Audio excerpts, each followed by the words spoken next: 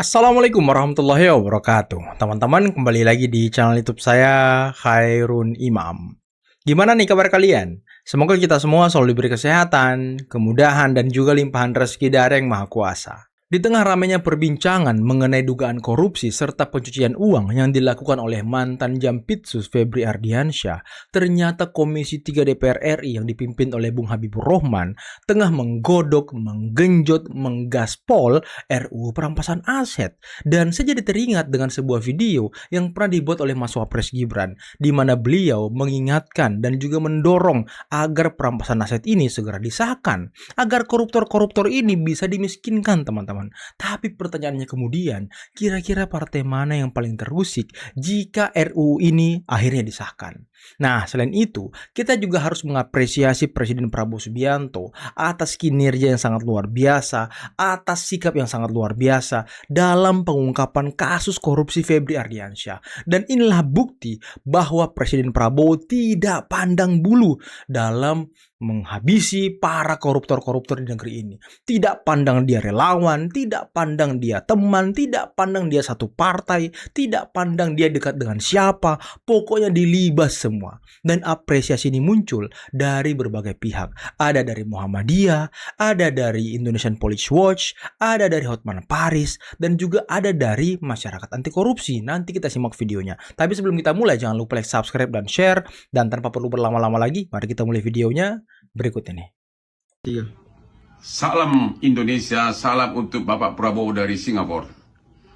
Pertama-tama, Hotman Paris mengucapkan selamat atas ketegasan Bapak Presiden dalam kasus Jampitsus. Karena tidak mungkin operasi besar-besaran tersebut dilakukan oleh polisi tanpa ada restu dari Bapak Presiden. Dan akhirnya membuahkan hasil yang sangat besar. Bravo, bravo, hebat Bapak Prabowo. Waduh, emang Pak Prabowo sangat luar biasa ya. Saya aja sampai tidak ingat sudah berapa kasus besar yang akhirnya terungkap di era Presiden Prabowo. Mungkin di awal-awal pemerintahan beliau itu ada kasus Timah, kasus Pertamina yang menyeret nama Reza Khalid, kemudian kasus MBG kemarin yang menyeret Dadan, kemudian kasus Jampitsus.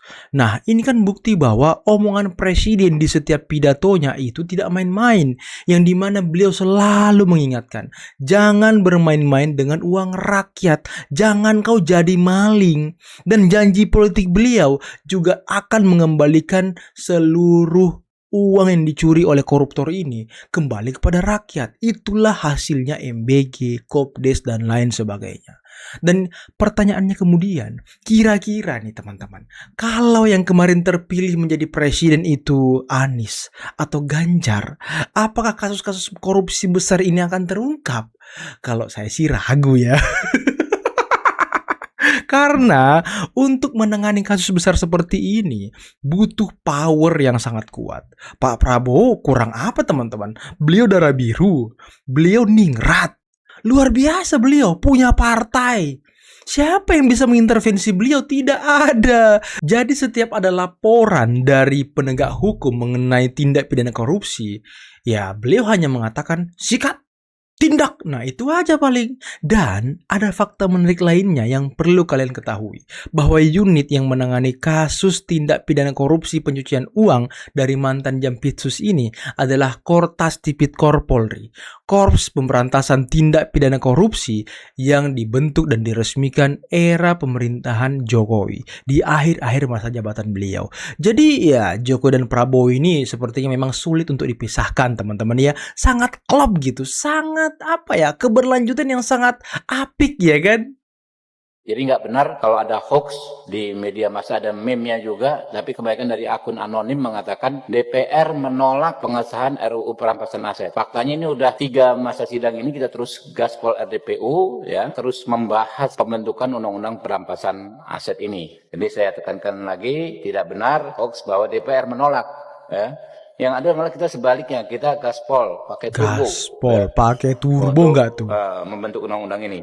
Jadi perampasan aset ini kan sesuatu yang baru, yang sama sekali belum ada aturan undang-undangnya sebelumnya. Jadi kita akan membentuk undang-undang yang baru. Karena itu kami juga terus menerima masukan masyarakat, ya, hari ini sudah ada Pak Dr. Didi Sunardi dan Senat Mahasiswa UIN. Jadi materi-materi yang teman-teman sampaikan ini kita akan upload di website DPR, tapi saya minta tolong nanti kalau bisa dilengkapi lagi tanggapan tertulis atas tanggapan rekan-rekan itu tadi, ya. Juga kita akan upload di website DPR karena masyarakat memantau kerja kita. Mungkin itu dulu hari ini, ya. Terima kasih. Billahi taufiq wal hidayah. Wassalamualaikum warahmatullahi wabarakatuh. Jika kita sungguh-sungguh ingin memberantas korupsi, maka koruptor harus dimiskinkan. Para koruptor harus tahu bahwa kejahatan korupsi bukan hanya membuat mereka harus tidur di balik jeruji besi.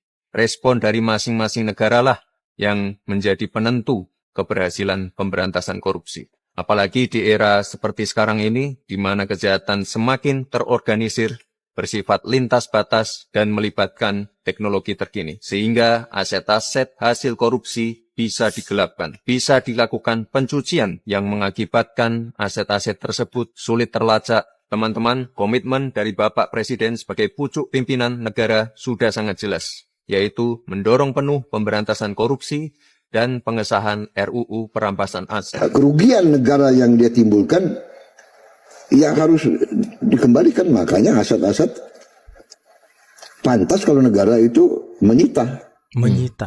Ini bukan sekedar pernyataan biasa, tapi kesungguhan Bapak Presiden untuk memerangi korupsi dengan instrumen hukum baru yang bisa membawa manfaat besar bagi bangsa. Jika kita sungguh-sungguh ingin memberantas korupsi, maka koruptor harus dimiskinkan. Koruptor harus dimiskinkan. Dan kemarin juga sempat tersebar beberapa isu mengenai DPR menolak RUU perampasan aset. Seperti apa yang dikatakan oleh Bang Habibur Rahman. Saya curiga teman-teman, ada upaya-upaya dari kelompok tertentu ingin mengulang kejadian Agustus 2025 yang dimana ada aksi besar dan yang menjadi kambing hitam itu adalah DPR. Dan sekarang DPR sedang ingin dijadikan sebagai kambing hitam. Makanya RUU perampasan aset ini digunakan sebagai isu untuk membuat sebuah gerakan massa yang luas. Saya Boyamin Saiman, Koordinator Masyarakat Anti Korupsi Indonesia MAKI, menyampaikan terima kasih dan penghargaan setinggi-tingginya kepada Bapak Presiden Prabowo yang telah melakukan tindakan cepat meredakan situasi polemik dugaan penanganan korupsi yang dilakukan oleh Febri Ardiansyah dalam perkara dugaan korupsi batubara, PLN, Asabri, dan Krakatau gitu. Dengan Banyak cara sekali kasusnya. memerintahkan kepada Jaksa Agung, Kapolri, dan Menteri Pertahanan untuk melakukan langkah-langkah strategis berupa meminta mengarahkan Kapolri untuk melimpahkan perkara kepada Kejaksaan Agung.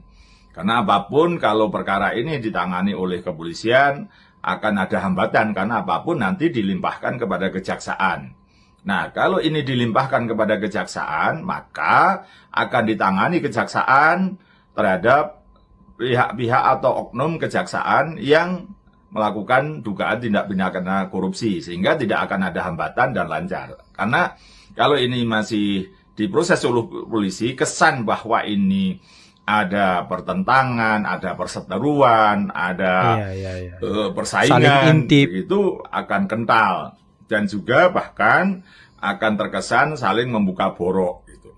Sehingga tujuan pemberantasan korupsi tidak akan tercapai karena akan lebih banyak hiruk pikuknya, akan banyak pro kontranya, akan banyak negatifnya. Tapi kalau diserahkan, dilimpahkan kepada kejaksaan, maka pemberantasan korupsi akan menemukan jalannya sesuai koridor hukum, tidak gaduh, dan kemudian tujuan pemberantasan korupsi akan tercapai. Sekali lagi, saya menyampaikan rasa hormat dan terima kasih yang setinggi-tingginya kepada Bapak Presiden Prabowo yang telah mampu mengambil tindakan bijak, tindakan yang menyelesaikan masalah, tindakan yang kemudian menjadikan penanganan korupsi kembali kepada relnya. Gitu. Kembali kepada relnya. Tugas seorang presiden harus memanajemen, harus mengelola, mengatur alur pemerintahan, dan mengatur semua pembantu-pembantunya, menteri, Jaksa Agung, Kapolri, dan lain sebagainya. dan mengorkestrasi manajemen pemerintahan dengan tata kelola yang baik, salah satunya mencegah dan memberantas korupsi. Dan tindakan Presiden ini menurut saya adalah tindakan elegan, menjadikan semua lembaga-lembaga di bawah kendali beliau supaya tidak liar dan lain sebagainya. Sekali lagi terima kasih pada Bapak Presiden Prabowo. Nah, ini peringatan juga nih bagi para pejabat, bagi para pembantu presiden. Jangan sekali-sekali bermain dengan uang rakyat seperti yang selalu dikatakan oleh Presiden Prabowo Subianto dalam pidatonya. Karena Anda ini dibidik oleh aparat penegak hukum. Ada kejaksaan, ada kepolisian, ada KPK. KPK sudah berapa kepala daerah yang diangkut sama dia, teman-teman? Sudah berapa kepala daerah? Polisi, nah ini baru muncul nih gebrakan polisi nih. Kejaksaan, sudah berapa kasus yang sekarang ditangani kejaksaan, termasuk BGN. Jadi hati-hati, jangan Anda merasa dekat dengan presiden akan selamat. Jangan Anda merasa dari partainya presiden akan selamat. Jangan Anda merasa relawan pendukung Prabowo akan selamat. Nggak ada. Lihat aja sekarang orang-orang yang ditangkap. Dadan Hindayana, ini kan orang dekatnya presiden. Sebagai pihak yang dituntut untuk membatalkan sprindik dan status tersangka adalah salah alamat karena turut termohon tidak memiliki wewenang eksekutif sektoral untuk membatalkan produk hukum milik termohon. Dengan demikian, dalil pemohon tidak beralasan menurut hukum dan oleh karenanya harus dinyatakan ditolak. Bahwa perkara pokok atas nama tersangka Dr. KRMT Roy Suryo Noto Diprojo telah resmi dilimpahkan oleh turut termohon ke Pengadilan Negeri Jakarta Timur pada tanggal 23 Juni 2026 dan telah diterima resmi oleh pengadilan. Ini perkara aku berkenan menjatuhkan putusan sebagai berikut. 1. Menolak seluruh permohonan pra-peradilan pemohon untuk seluruhnya. 2. Menyatakan penetapan tersangka yang dilakukan termohon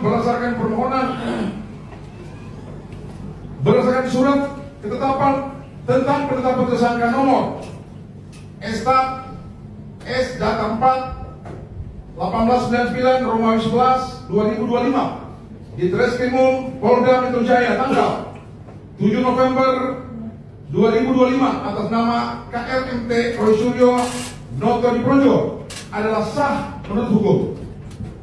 3. Menyatakan keseluruhan tindakan penyidikan yang dilakukan oleh termohon berdasarkan A. Surat perintah penyidikan spesidik S1.1 garing 3147 garing Romawi 7 2025 garing Treskrimum Polda Metro Jaya tanggal 14 Juli 2025. 4. Membebankan biaya perkara kepada pemohon atau menurut ketentuan hukum yang berlaku. Tretan Muslim datang di Sumber, ya kan?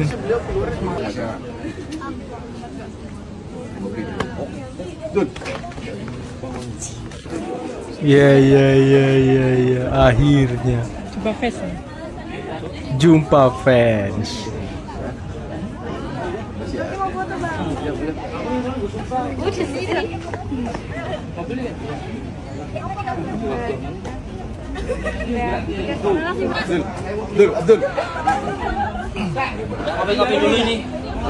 Ngonten kayak Tretan di sini ya. Oh iya, ngonten dia, teman-teman.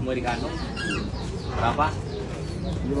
Ini kandungannya bagus. Iya, nyore di Sumber, ya kan? Oke teman-teman, itulah tadi beberapa video yang bisa kita simak, yang bisa kita saksikan pada kesempatan kali ini. Dan gimana menurut kalian? Saya pengen tanya sama kalian yang nonton video ini, gimana menurut kalian tentang pemberantasan korupsi di era Presiden Prabowo? Atau kasih nilai deh, kira-kira berapa nilai untuk Pak Prabowo dalam mengungkap korupsi-korupsi besar di tanah air? Dan yang menjadi pertanyaan lagi nih, kira-kira ke depan kasus korupsi apa lagi nih yang akan terungkap? Karena Pak Prabowo selalu memberikan kita surprise loh. Kemarin MBG kurang gede apa korupsinya? Diduga 1 miliar per hari loh. Ini cuma dari dapur-dapur. Belum dari motor, pengadaan-pengadaan, belum. Sekarang kita dikasih lagi nih surprise.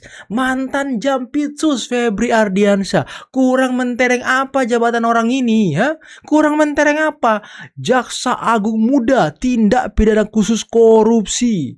Dia yang selama ini berdiri muncul ketika kejaksaan melakukan konferensi pers, ada presiden berpidato, dia ada di situ teman-teman, dengan uang sitaan yang menumpuk miliar-miliaran, triliunan. Tapi ternyata dia juga menyimpan emas 74 kg serta uang pecahan dolar Amerika, dolar Singapura di bunkernya. Ini kan luar biasa. Dia yang selama ini menjadi penegak hukum memberantas korupsi, dia pula yang korupsi. Ini kan bisa meruntuhkan kepercayaan masyarakat terhadap lembaga negara. Dan sekarang sepertinya ya, kalau kita lihat, para penegak hukum ini sedang berlomba memberantas korupsi. Karena mungkin Presiden Prabowo memberikan lampu hijau. Tidak ada yang ditahan. Jadi setiap ada yang datang ke presiden, Pak, ini ada korupsi Pak. Contoh, ini ada cerita waktu itu dari Ibu Nanik SD yang ketika hadir di salah satu podcast. Nah, ketika kejaksaan ini datang ke Presiden Prabowo dan melaporkan bahwa ada korupsi di BGN, nilainya sekian, Pak Prabowo itu kagetnya sampai tersentak di kursinya loh. Karena saking tidak percayanya. Dadan Hindayani ini kan orang yang bisa dibilang dekat dengan Prabowo lah, karena beliau yang mengurusi taman-taman Prabowo dari serangga-serangga. Bisa-bisanya dia korupsi, bisa-bisanya loh. Bagaimana tidak kecewanya beliau. Dan ini juga diungkapkan ketika beliau berpidato di dalam pengarahan SPPK kalau nggak salah di Bogor. Ini kan mencoreng nama baik presiden. Tapi lagi-lagi teman-teman, ya yang namanya kasus besar di Indonesia, pasti ada nama Pak Jokowi yang diseret. Termasuk di kasus mantan Jampitsus ini, nama Pak Jokowi juga ikut terseret oleh gerombolan pembenci beliau. Katanya dulu Febri ini manut ke Jokowi, tapi sekarang manut ke Prabowo. Dan Pak Jokowi menganggap Febri jadi ancaman, makanya dia memerintahkan Polri untuk menangkap Febri. Aduh. Ini analisis paling ngawur yang pernah saya dengarkan di dalam kasus Febri. Udahlah teman-teman. Mungkin cukup sekian dulu video kali ini. Jangan lupa like, subscribe, dan share videonya. Akhir kata, billahi taufiq wal hidayah. Assalamualaikum warahmatullahi wabarakatuh. Bye-bye.